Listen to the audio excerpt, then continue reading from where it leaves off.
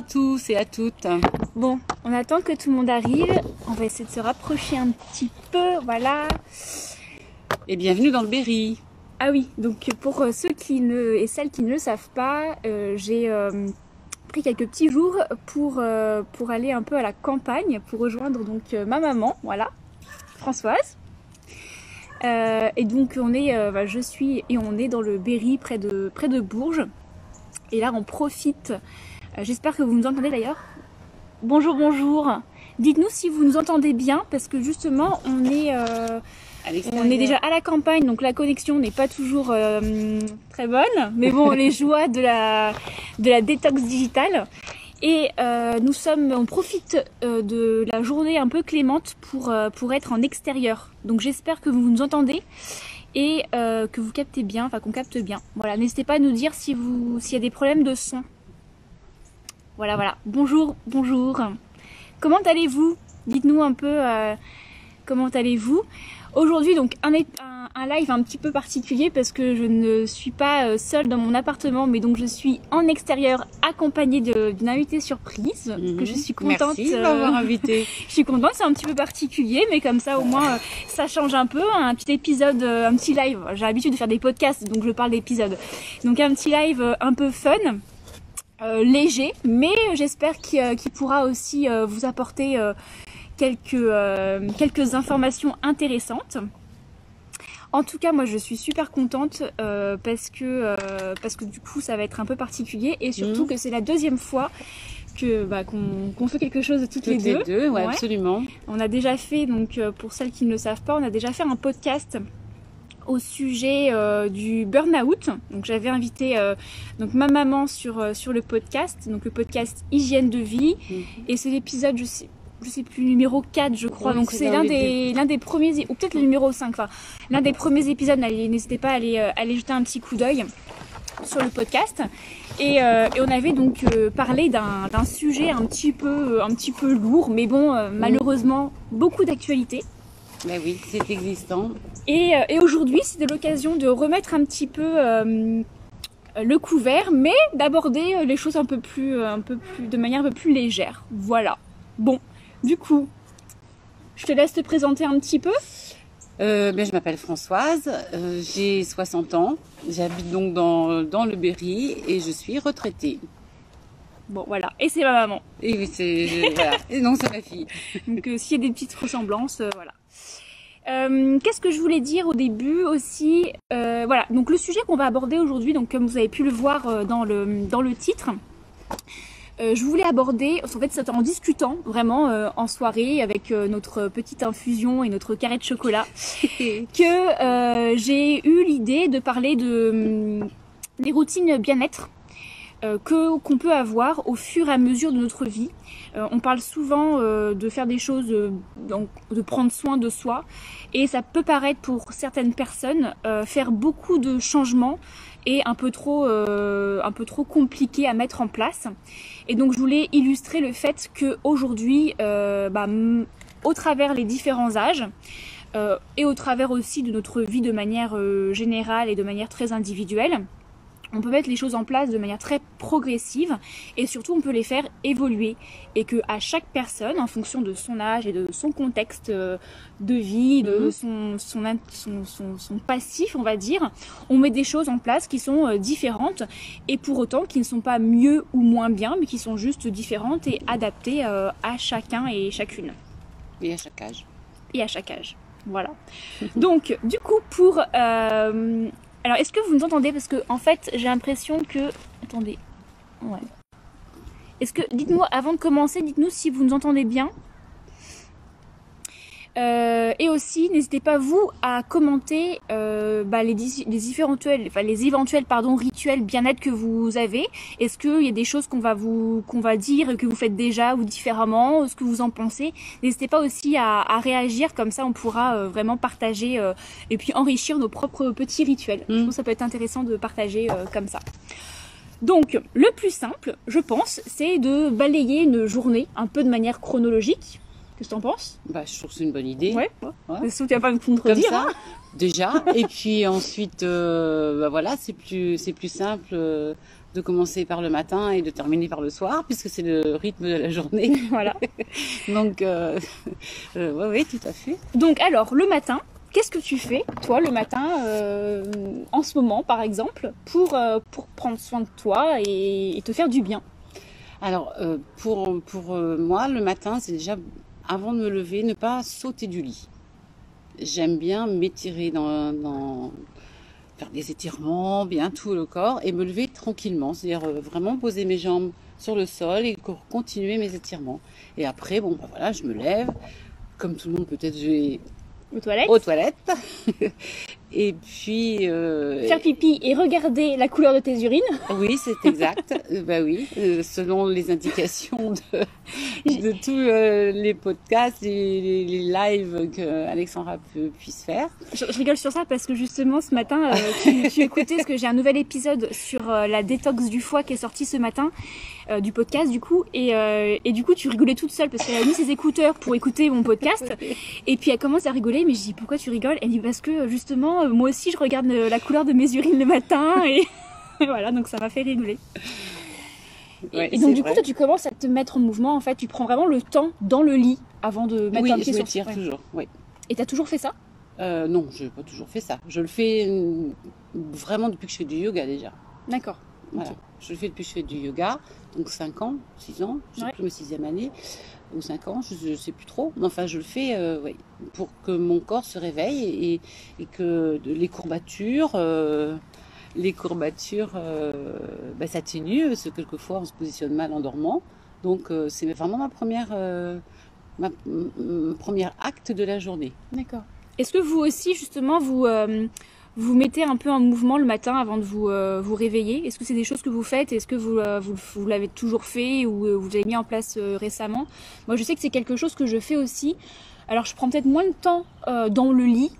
Sinon, si je prends trop de temps dans le lit, j'ai tendance à snoozer mon réveil et à me rendormir, surtout en ce moment avec les périodes où le soleil se lève plus tard. Mais moi, j'ai plutôt tendance à me lever rapidement et ensuite, par contre, à me dédier une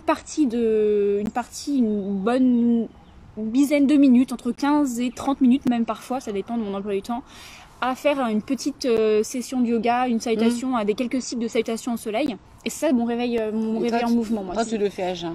Moi, je le fais à jeun et en me levant pour le coup, ça m'aide à me réveiller. Ouais. Donc moi, je pense à mon estomac, il a faim. Ah oui, donc du coup, toi, la troisième chose, parce que après t'être un peu étiré et aller aux toilettes, tu vas faire ton petit déj. Voilà, moi je fais mon petit déj. Je fais mon petit déj parce que j'ai faim, je dîne assez tôt le soir, pas beaucoup, mais ça c'est lié à l'âge, on a peut-être moins d'appétit ou on se préserve aussi un peu pour un bon sommeil. Donc je mange pas énormément et pas tard, donc le matin j'ai faim. Okay. J'ai tout simplement faim. C'est mon estomac qui demande. Voilà, en fait, encore une fois, un autre acte que l'on fait pas forcément pareil, puisque moi, j'ai tendance plutôt à manger, limite à ne pas manger le matin parce que je m'écoute et parce que justement, moi, je mange moins souvent, mais en plus grosse quantité, parce que mon feu digestif est ainsi. Toi, je crois que tu es plus une picoreuse. Oui, c'est-à-dire que je rythme mes repas. Ouais. Je ne mange pas en dehors des repas, mais c'est plus léger, oui. En quantité, j'ai besoin de moins. Mais encore une fois, je pense que c'est lié aussi à l'âge. Alors, pas l'activité, parce que j'en ai moins qu'une jeune de 30 ans, comme toi, mais j'en ai régulièrement, enfin quotidiennement. Mais donc, alors, merci d'être vraiment tolérant. Hein, c'est mon premier live. C'était très bien. Moi, le live c'est naturel. Hein. Le live, on est nature. Voilà. Donc, puis de toute façon, je pense que j'ai formaté mon estomac de cette manière, à manger en petite quantité. Voilà. Par contre, quand j'ai faim, il fallait. Il faut y aller tout de suite. J'ai faim. Donc du coup, moi par contre, effectivement, en revanche, sachant que le soir je mange davantage et peut-être un peu plus tard aussi que toi, je tiens beaucoup plus dans la durée le matin. Il peut m'arriver d'attendre même 14 heures parce qu'en plus après je suis dans les choses et la vie de l'entrepreneuriat, des fois j'oublie un peu. Les signaux de faim en fait passent. Donc je peux rester vraiment à jeûner, on va dire, assez tardivement. Après, si j'ai faim vraiment dans la matinée, depuis que je suis là, donc depuis 2 jours que je suis là, justement, mes routines changent un peu et je ressens la faim un peu plus tôt, donc je mange plus tôt. C'est l'air de la campagne. Ben, c'est ça, ça creuse. et du coup, ben, toi, tu vas plutôt vraiment être sur le petit déjeuner qui est vraiment pour le coup, pour toi, un repas indispensable. Oui, alors bon, il m'arrive de ne pas avoir faim, donc ben, je mange pas, je bois seulement du thé, enfin du thé sans théine ou une infusion. Je bois en quantité. Par contre, je bois facilement. Je bois 1 litre de. Au réveil. Ah oui, au réveil, oui. Ouais. Mais j'aime bien manger. Sinon, la faim arrive trop tôt à l'heure du déjeuner, quoi. D'accord. Et parce que moi, ce que je fais d'abord, c'est que je commence par m'hydrater de l'eau et des fois avec du citron, mais pas tout le temps, de temps en temps. Donc moi, selon tes conseils, oui. Ah d'accord, ok. Donc un demi-citron, je le presse. Généralement, je le fais une fois sur 2 ou une fois sur 3. Ok. Voilà, un demi tiède. Ok. Comme tu l'as expliqué, et c'est vrai que... C'est ma plus grande fan, hein. Je pense que c'est ma première cliente aussi. Donc je fais ça, et après voilà, je prépare mon petit déjeuner. Et puis bon, à base de yaourt coco, fruits secs. Quand j'ai vraiment une grosse faim, je prends un pain complet ou pain noir, pas de pain blanc. Et voilà, après, j'ai de l'énergie. Donc ensuite, je fais une pause parce que l'estomac est quand même bien gonflé entre le litre de liquide et la quantité de fruits ou fruits secs absorbés. J'attends et je passe à ma phase yoga. Donc toi, tu fais ton yoga à ce moment-là. Après, voilà. Et donc, cette structure un peu de matinée, tu l'as toujours eue? Tu as toujours fait comme ça ou t'as... Non, non, pas du tout. Déjà, quand je travaillais, je le faisais pas. D'accord. J'étais dans les transports, j'étais en région parisienne, donc je prenais pas le temps. Et je l'ai instauré après mon burn-out. D'accord, donc toi, c'est le burn-out. Le burn-out qui m'a entraînée vers le yoga et que j'ai découvert le yoga. Et c'est à partir de là où je me suis dit, ça me fait du bien. Ça me procurait un bien immense et ça m'a aidé à passer ce cap compliqué. Et c'est à partir de là où je l'ai instauré régulièrement. Okay. Et avec le recul, maintenant parce que peut-être tu n'avais pas ces connaissances-là, tu t'es pas forcément intéressé non plus à cet aspect-là avant ton burn-out. Ah non, pas du tout. Est-ce qu'avec le recul, avec par contre cet état de conscience des choses, est-ce que tu te verrais avoir un peu des routines similaires, en tout cas voilà, le matin, alors que tu travailles? Est-ce que avec le recul, si tu reviens en arrière, tu dis bah en fait oui, j'aurais pu finalement mettre ça en place tout de même. Oui, j'aurais pu, bien sûr. D'accord. Ah oui, malgré ton rythme que tu avais, travailleuse, etc. Absolument, parce que de toute façon, même si ce n'est pas le matin, le soir on peut s'accorder même une demi-heure. Je dirais les étirements, le yoga, les postures de yoga, on peut en faire même 20 minutes. En fait, ce qui est bien, c'est la régularité. Plus que faire 1h30 ou 2 heures et le faire qu'une fois par semaine. Ça ou autre chose.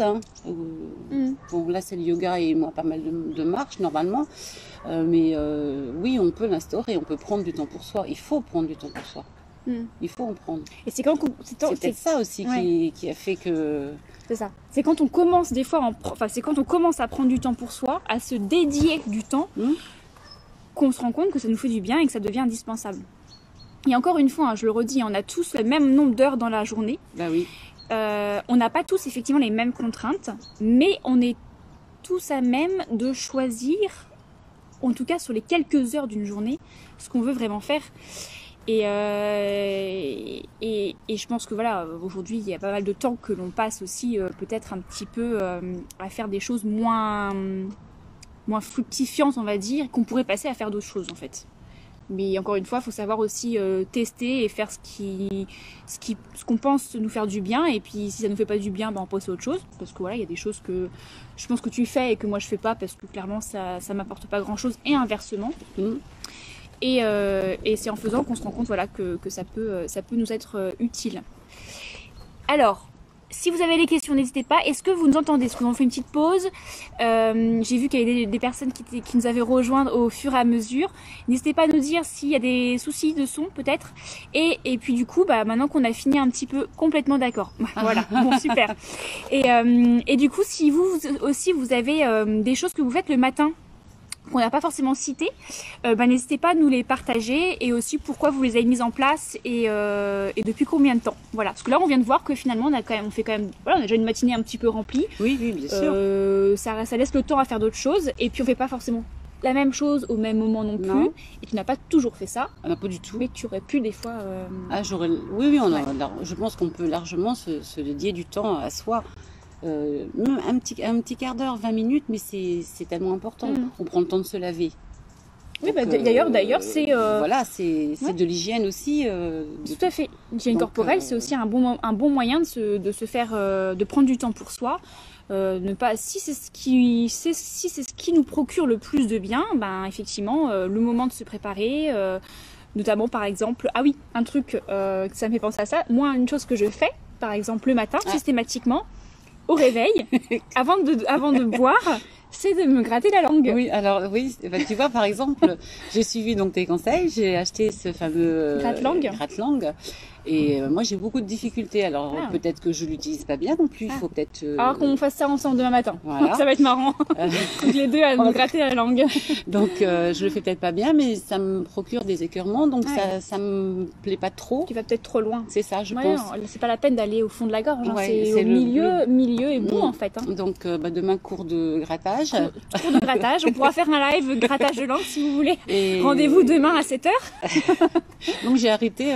J'ai dit, quand tu viendras, on en reparlera et c'est l'occasion finalement parce que on n'aborde pas tous les sujets, on n'a pas le temps, on manque de temps parfois. Mais voilà, ça illustre bien qu'il y a des choses qui ne peuvent pas convenir. Alors peut-être qu'effectivement c'est parce que tu le fais pas de manière très correcte possible, et potentiellement ça c'est même certain. Mais peut-être aussi que tout simplement toi tu ne le supportes pas et que peut-être c'est quelque chose que tu ne mettras pas en place.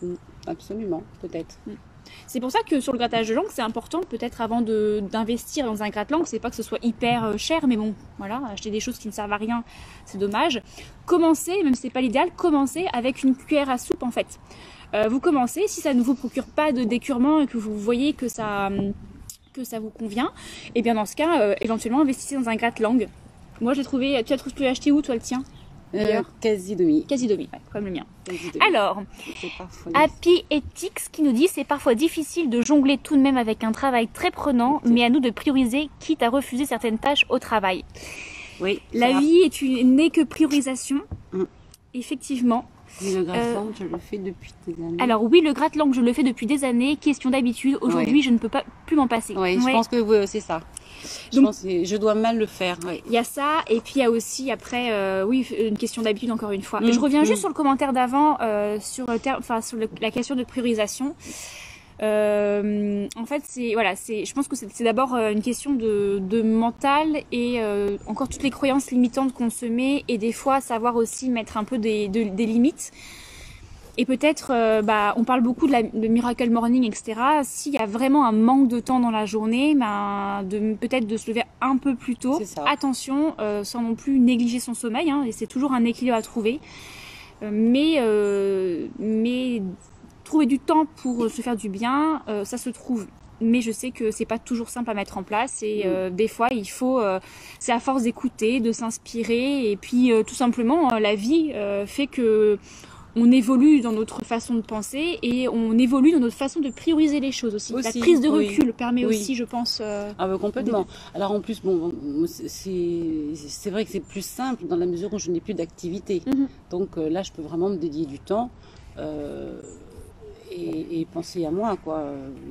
Mais je ne l'ai pas fait non plus. Je vois plus qui a écrit, mais Happy Ethics. Oui, voilà. Donc, quand je travaillais, je ne le faisais pas. Je privilégiais mes enfants le matin. Il fallait que je prenne mes transports. Enfin, bon, la vie de tout le monde, pour arriver à mon travail, qui était prenant aussi. Et puis, la même chose le soir au retour. Donc, c'était le repas. Enfin, bon, je pense que c'est le quotidien de tout le monde. Et aujourd'hui, je pense malgré tout que j'aurais pu me glisser un quart d'heure, 20 minutes dans mes journées. Alors, voilà. Et tout ça pour arriver au burn-out. Alors, est-ce que en mettant un quart d'heure, 20 minutes pour toi tous les jours, t'aurais évité le burn-out? Je sais pas. Je sais pas, Non. peut-être pas parce que c'est un tout. Oui, non, non. Peut-être que ça aurait limité, peut-être que ce serait intervenu. En tout cas, notamment le burn-out, c'est un cumul de plein de choses. Oui, oui, c'est tout à fait. D'ailleurs, si c'est un sujet qui vous intéresse, je vous invite vraiment à aller écouter le podcast qu'on a fait toutes les deux à ce sujet. Parce que je vais très bien. Parce que justement, ça met en lumière le fait que il faut vraiment essayer de prévenir un maximum les choses. Et notamment le burn-out, c'est très compliqué quand même de s'en sortir. On s'en sort puisque la preuve en est. Mais c'est long et ça laisse forcément des traces en fait. Oui, il reste une fêlure de toute façon. Donc il faut la sentir venir au quotidien, hein, ou dans les mois, selon aussi les événements de notre vie, des événements familiaux.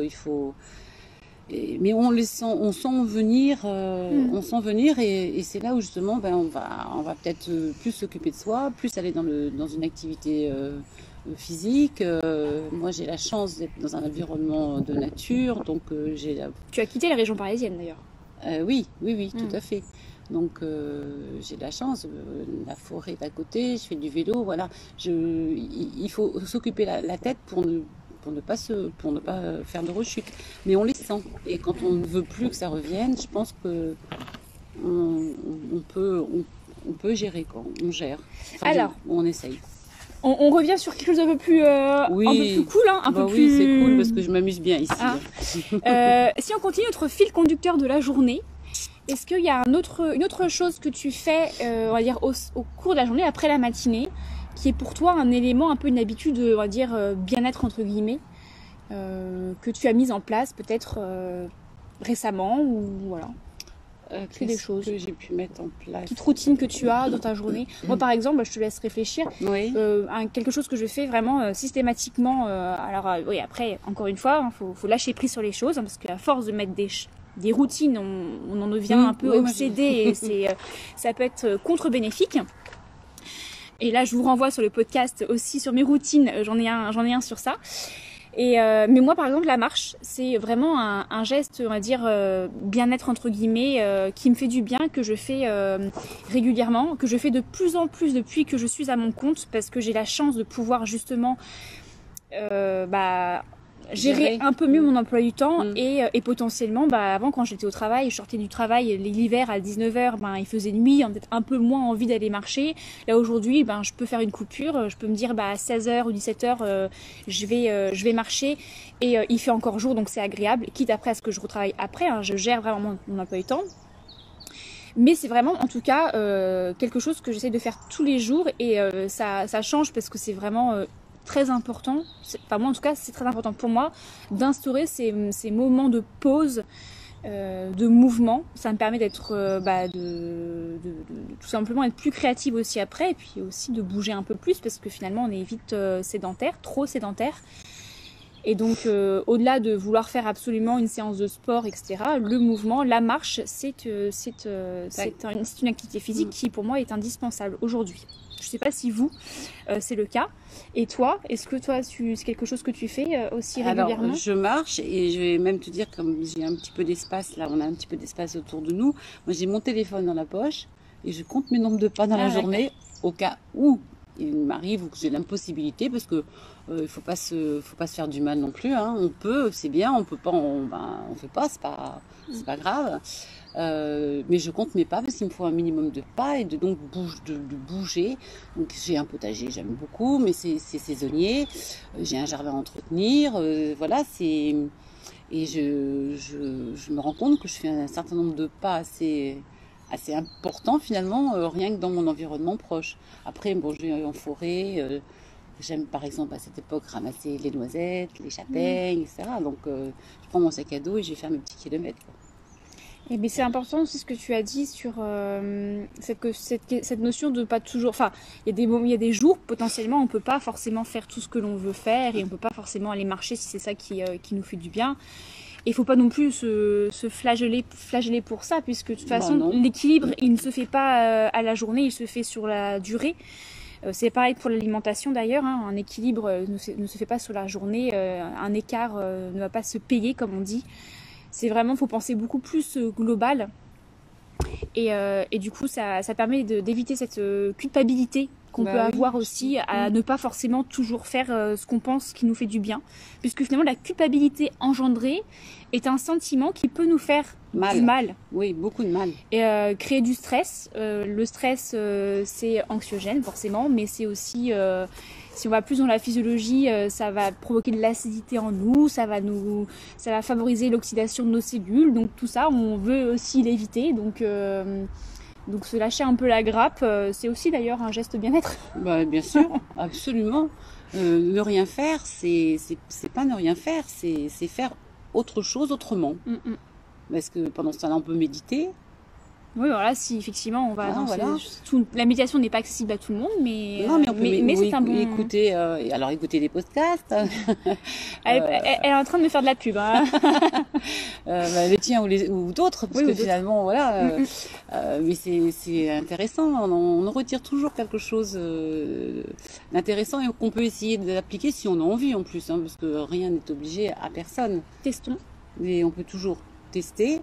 Puis voilà, on adhère et on adopte si ça nous fait du bien. Encore une fois, se faire du bien, c'est tellement important, c'est tellement nourrissant, on va dire, et ça équilibre tout, ça équilibre le corps, ça équilibre la tête,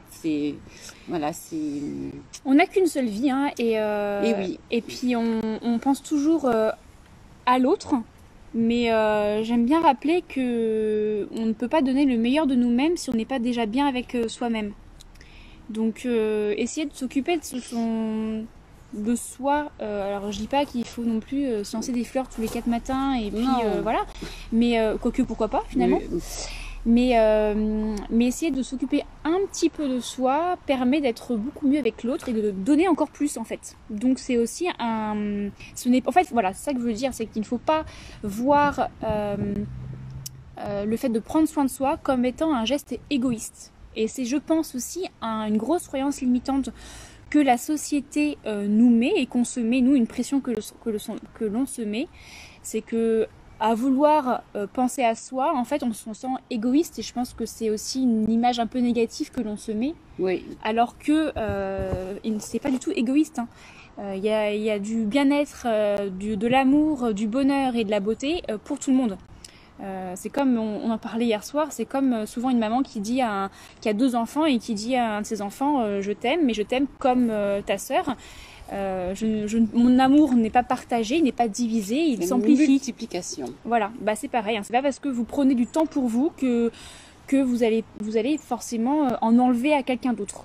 Faut le voir comme ça, je pense. Oui, il faut le voir comme ça. Après, il est vrai qu'au cours de notre vie, chacun selon et les embûches, parce que malheureusement on en a tous, et les bonheurs, eh bien, on évolue, on dit qu'on s'améliore en vieillissant. Est-ce que c'est vrai? Je ne sais pas. Mais en tout cas, on change. On n'est pas les mêmes. Moi, je ne suis plus la même à 60 ans. Après ce que j'ai vécu aussi, que je ne l'étais à l'âge de ma fille à 30 ans, quoi. Et puis, je pense que je n'ai pas non plus la même vie que toi, tu avais à 30 ans. Non plus. Voilà. Parce qu'en plus, on réfléchit un peu différemment, puis on est différentes. Puis on est différentes. Même s'il y a des points de ressemblance, on est différentes. Alors, le soir, maintenant. Ça va être drôle. Ça va être drôle. Dites-nous d'ailleurs ce que vous faites vous le soir. Alors toi tu fais quoi le soir? Je ne demande pas de me raconter toute ta soirée, hein, mais juste des moments comme ça qui reviennent en fait un peu régulièrement. Je pense que tu penses à la tisane. Je sais pas. La tisane ou l'infusion avec le chocolat. Alors moi c'est drôle parce que je suis arrivée il y a 2 jours et en fait l'environnement est très différent de là où je suis bien entendu, mais finalement que ce soit dans les placards ou dans la routine du soir, c'est pas vraiment dépaysant, on va dire. Tu t'y retrouves.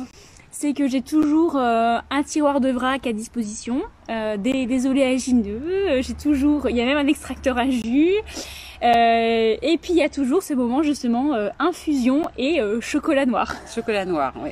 Alors raconte-nous ton expérience du chocolat noir. Chocolat noir. J'ai commencé comme beaucoup, enfin en tout cas moi j'ai commencé par du chocolat au lait quand j'étais jeune, adolescente, etc. Et le chocolat noir est venu petit à petit. Alors j'ai commencé, ça doit être avec du 70 ou 75, je sais pas s'il y en a, mais du 70, je sais qu'il y en a. Ouais.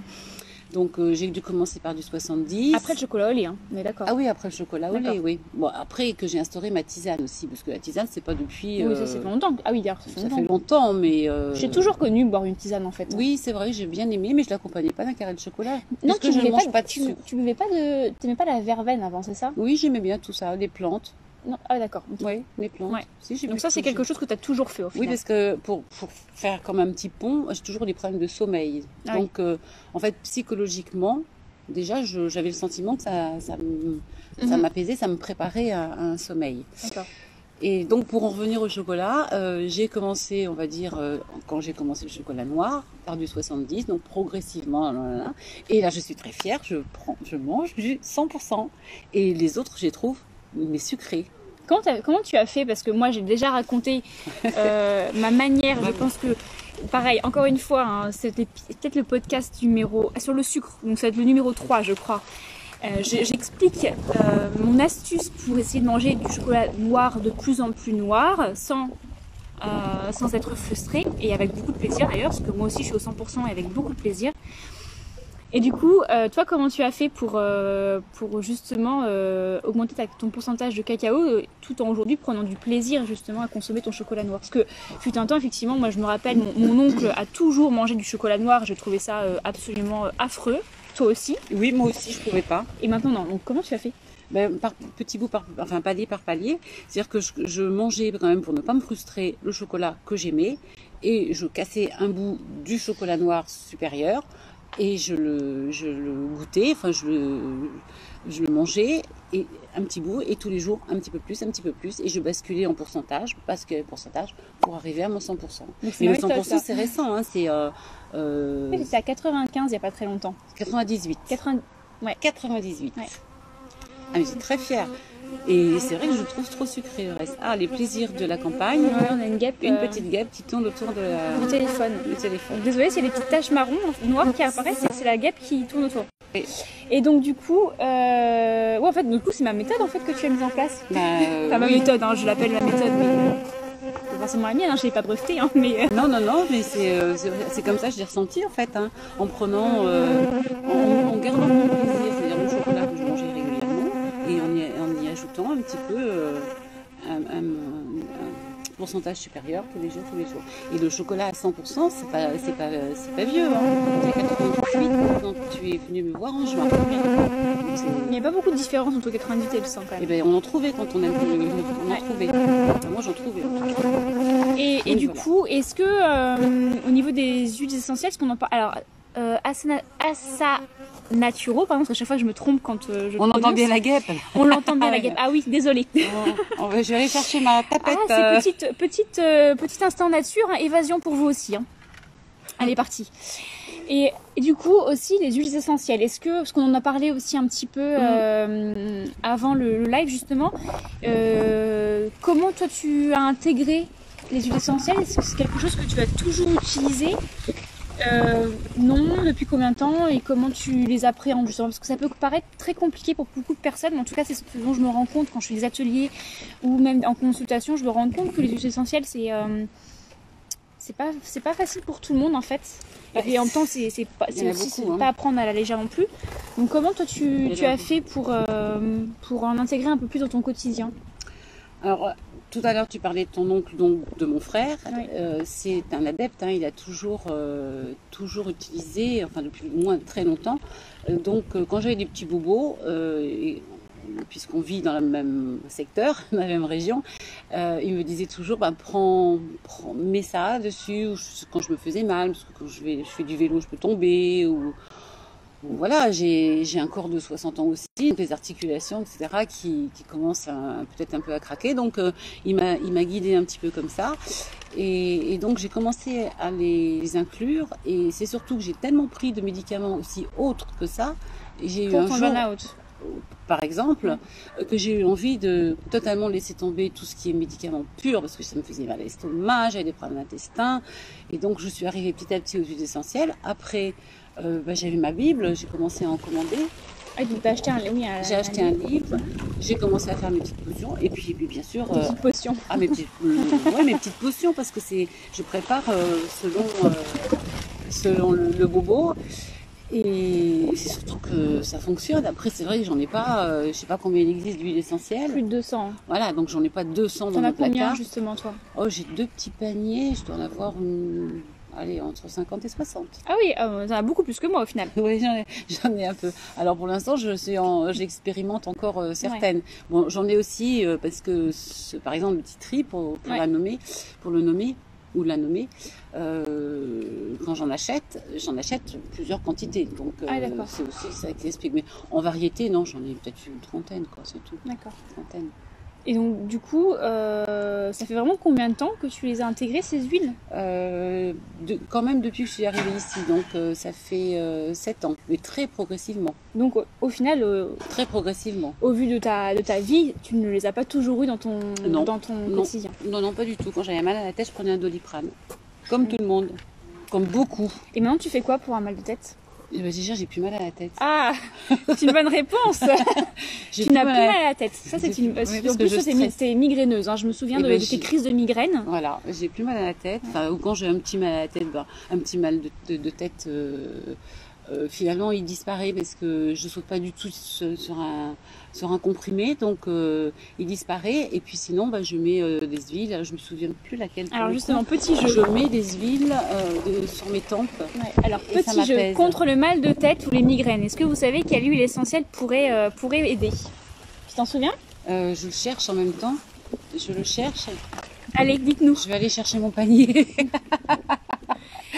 Il y a la menthe poivrée. Oui, la menthe poivrée.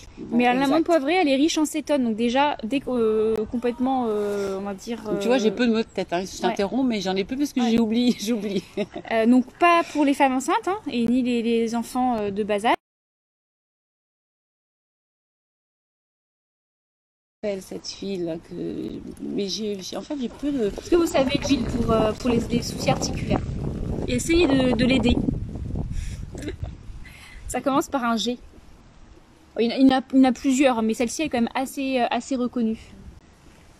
On a le droit de regarder sur notre ami... Google? Non, on n'a pas le temps pour ça. Le live va couper sinon. Non, c'est... Bon, ça va pas me revenir. La Gaultérie couchée. Oui, Gaultérie. La Gaultérie est un G-A-U-L-T.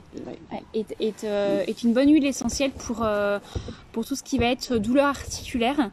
Et par contre, à contrario, pour tout ce qui va être douleur musculaire, contracture ou courbature par exemple, là on va plutôt être sur de l'eucalyptus qui va être assez intéressante sur les soucis plutôt musculaires. Voilà, donc les huiles essentielles, effectivement, moi c'est quelque chose que j'ai intégré aussi récemment au final, que j'aurais intégré plus tôt que toi dans ma vie, mais assez récemment aussi, puisque c'est vraiment quand je me suis lancée dans la naturopathie, donc il y a 4 ans maintenant, que j'ai vraiment commencé à mettre le doigt dessus. Avant, je ne m'intéressais pas trop, et j'avais aussi cette idée de choses beaucoup trop complexes. C'est vrai. Et en fait, j'y suis allée vraiment progressivement, même encore une fois aujourd'hui, hein, j'ai une petite valise où je dois avoir vraiment pas plus de 20 huiles essentielles, mais que j'augmente au fur et à mesure. D'ailleurs, j'en ai acheté de nouvelles que je vous montre dans une prochaine IGTV qui va bientôt arriver, que j'ai acheté sur Aromazone. Vraiment de simplifier les choses et honnêtement, j'ai pas grand chose. Et ça me convient quasiment pour tout en fait. Donc vaut mieux aller au fur et à mesure, faire attention à ce qu'on utilise parce qu'encore une fois les huiles essentielles c'est le bien comme le mal. Ça peut être le bien comme le mal. C'est puissant tout simplement. C'est très puissant, oui. Donc voilà, et j'ai pas mal d'informations à ce sujet, notamment sur l'e-book Immunité, où j'explique les huiles que je conseille d'avoir et pourquoi et dans quel cas les utiliser. Alors, il y en a une que j'utilise aussi, si tu me permets d'intervenir, c'est... Je te permets. J'ai toujours eu donc des problèmes de sommeil et j'ai pris souvent des somnifères ou des anxiolytiques pour me détendre.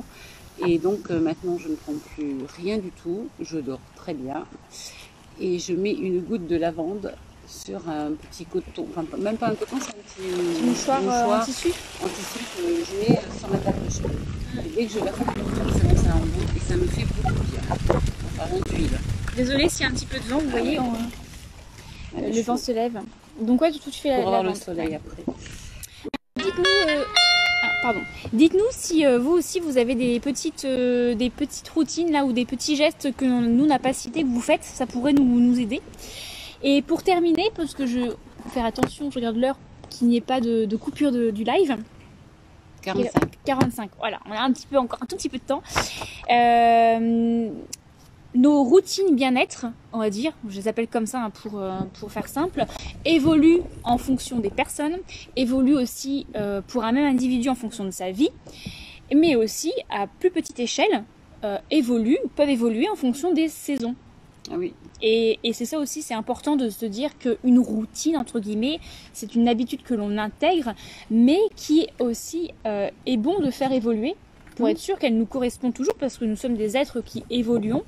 Et donc c'est important aussi de remettre un petit peu en question ces routines-là pour ne pas se lasser, pour toujours faire des choses qui sont en adéquation avec ce dont on a besoin.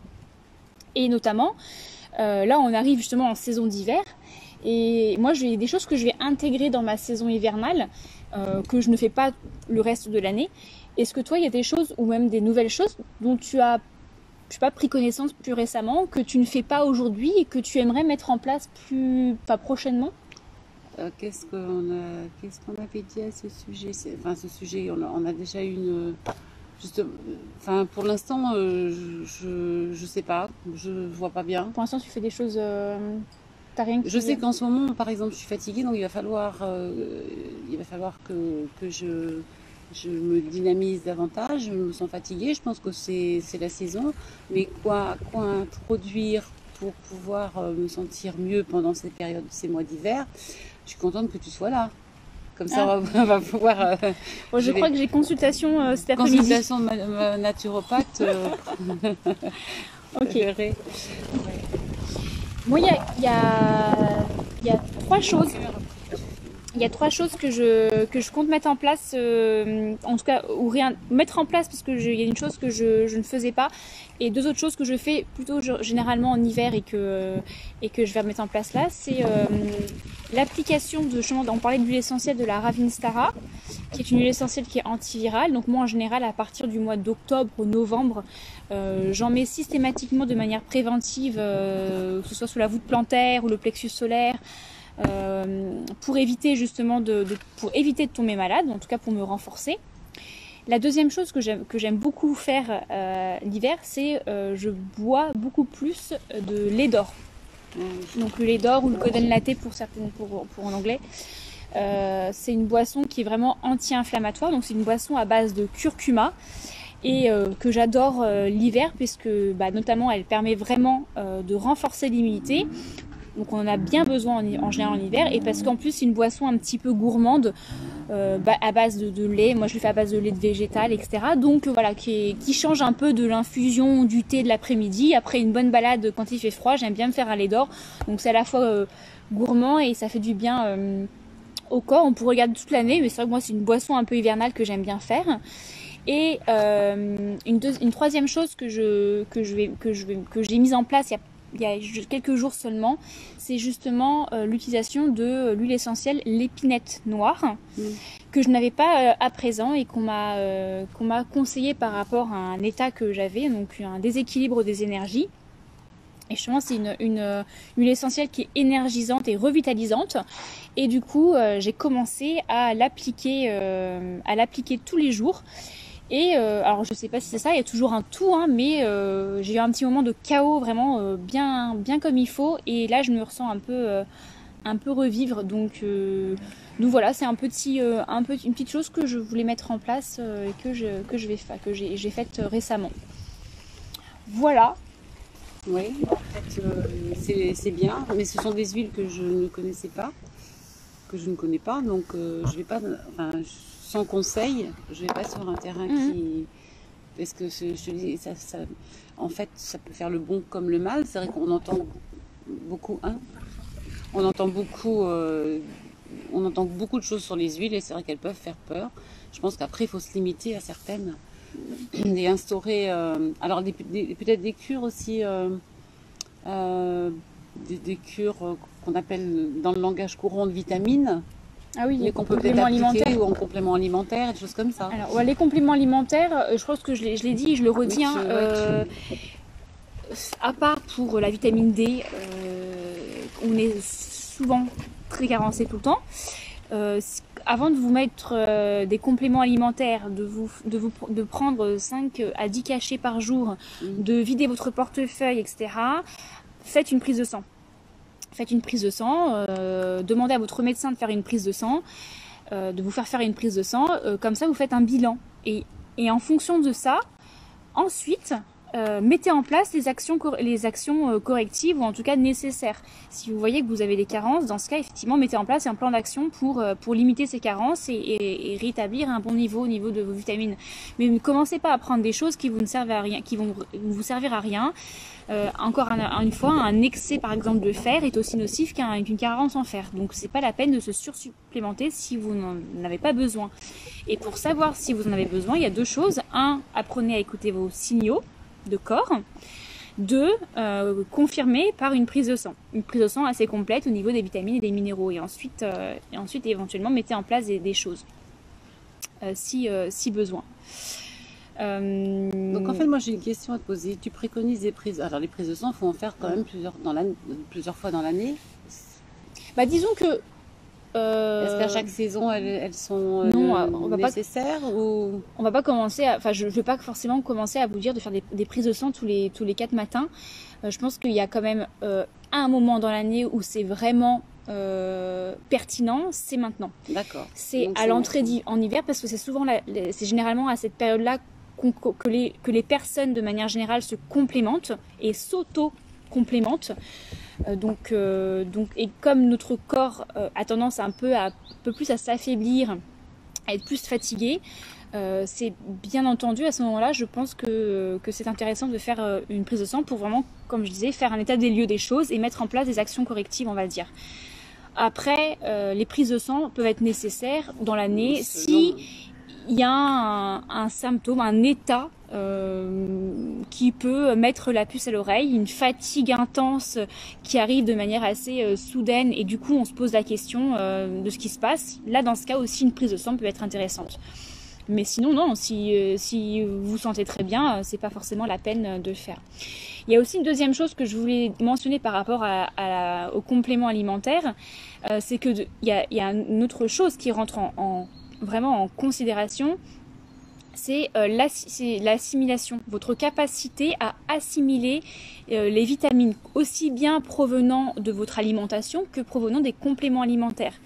Et c'est pour ça que c'est intéressant de faire cette prise de sang-là, et aussi de la refaire après une éventuelle cure de compléments alimentaires, s'il a fallu faire une cure de compléments alimentaires. Parce que si vous étiez carencé en quelque chose, et que vous prenez des compléments alimentaires pour contrebalancer cette carence, et en même temps que vous faites aussi des plans d'action, s'il n'y a pas que les compléments alimentaires hein, pour éviter les carences, il y a aussi l'alimentation tout simplement. Et que à la fin de ce plan d'action-là, vous refaites une prise de sang et que vous êtes toujours carencé, c'est que potentiellement le souci ne provenait pas forcément de votre absorption, mais plutôt de votre assimilation au niveau des intestins. L'assimilation se fait vraiment en majorité au niveau des intestins. Et donc une carence peut aussi être le signe d'une mauvaise assimilation des vitamines et des minéraux au niveau de vos intestins. Et donc si on tire le fil, et je reste encore sur des si, parce que je parle de cas généraux, là on n'est pas en consultation spécifique, donc je ne peux pas tirer des conclusions, mais en tout cas si on tire le fil des choses, une mauvaise assimilation des vitamines et des minéraux peut être le signe d'un affaiblissement des intestins. Vous aura plu, vous aura fait passer un bon moment, vous aura peut-être fait apprendre des choses ou non, je ne sais pas, j'espère. Si vous avez quelques petits commentaires ou questions maintenant, n'hésitez pas avant que le live se coupe. En tout cas, moi, c'était vraiment chouette de faire c'était un peu drôle de faire ça. Voilà, moi je le prends sur l'amusement. Alors relaxant, non, on est un peu tendu. Moi c'est ma première, donc même si même si je regarde tous les mercredis et que je l'écoute tous les mercredis, c'est particulier parce que on a presque l'impression de faire une télévision, quoi. Je suis pas du tout habituée. Je suis plutôt dans mon potager, sur mon vélo ou dans la forêt. Je te rassure, j'ai pas 15 000 personnes dans mon audience. Hein, malheureusement, non. Si vous voulez nous rejoindre, rejoignez-moi. Mais c'est drôle. Mais c'est drôle, voilà. Je trouve ça rigolo et puis c'est une expérience sympa à faire. Bon voilà. Bon, en tout cas, moi c'était merci d'avoir accepté ce petit challenge justement. Oh, bah de rien. Et si vous n'avez pas d'autres questions, on va du coup vous laisser et puis passer à table. Hein. Bah oui. Oh, pourquoi pas. Est-ce que notre cuistot nous a fait à manger? On va voir. Et je vous rappelle que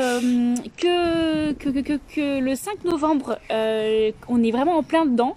J'ai mis en place un webinaire, donc une conférence 100% en ligne sur le sujet de la détox. Donc j'ai déjà fait un live sur le sujet de la détox. Là, on va aller encore un peu plus loin.